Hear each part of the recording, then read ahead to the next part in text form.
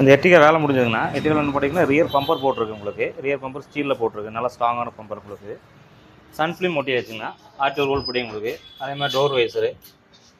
இதுக்கு luggage carrier பார்த்தீங்கன்னா வண்டி கலர்லேயே வந்துடும் உங்களுக்கு. எக்ஸாக்டாக வண்டி கலர்லேயே இருக்கும் உங்களுக்கு. ஃபோனிக்ஸ்னு ஒரு பேட்டரி சன்மேக்ஸோடது உங்களுக்கு. இது வந்து ஏபிஎஸ் மெட்டீரியல் உங்களுக்கு. சும்மா சாதாரண பிளாஸ்டிக் கிடையாது, ஏபிஎஸ் மெட்டீரியல் நல்லா ஸ்ட்ராங்காக இருக்கும் உங்களுக்கு.